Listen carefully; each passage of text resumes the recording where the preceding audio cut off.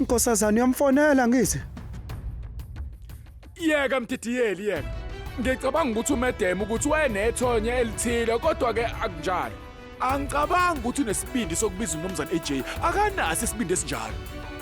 Kubonakala sengathi akanaso isithakazelo sokuba umlingisi. Kubonakala ngathi akawazisa umsebenzi wakhe. Mnumzane ngokubona kwami masingahlala kulokho kufanele sambe. Athi awufanele leli qhawekazi. Asambe. Lila, kumele ulisebenzise leli thuba leli noma ngingakubiza impilo yakho yonke. Asinyakaze. Ima kancane. Ima.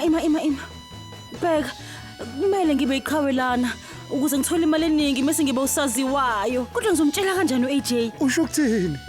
Ngisho ukuthi ngizomtshela kanjani uAJ efonini. Ngicabanga ukuthi kungcono mengimtshela mathupha bese ngimbona. Ngiphuso kodlodwa sizoyishisa kusasa isikhangiso leso ngibona kungcono kanjalo mina.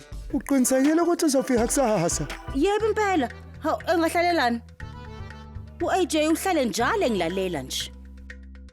Kumeleze. Nawo amabhiskiti.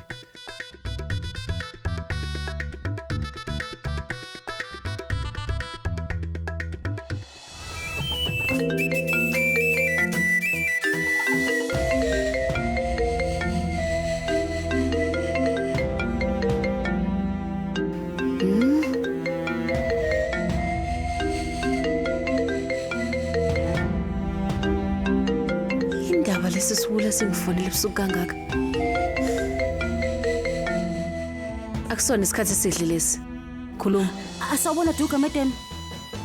Lona ulilo okhulumayo. Ngikhohliwe kuyisusa le nombolo. Khuluma ungishayeleleni. Ukuthi nje khona okuthile bengifuna ukuxoxa nawe. Manje, Hayi cha.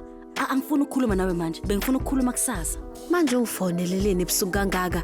Ukuze sinqume ukuthi sokhuluma kanjani kusasa. Sengihamba usale kahle. Hayi cha ungalicimi ucingo ima kancane. Yini manje? Sizohlangana ekseni kusasa engadini yebhangelo yakho. Uyasangana yini wena?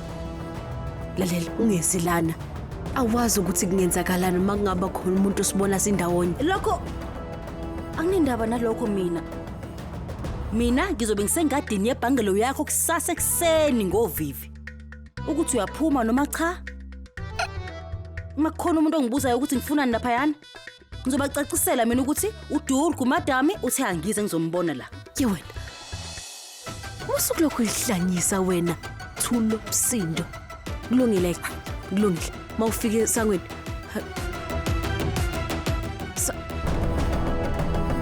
Uvala ucingo. Yo. Le ntombazane iyahlanya yini? Yini asefuna ukuyixoxa nami? Akubona ngempela ubusuku obuhle. Ungaphuthelwa ukuzibophezela ngo7 ntambama njalo ngomsombuluko kuya kuLesihlanu on yours truly Zizonke Sisonke DStv channel 169.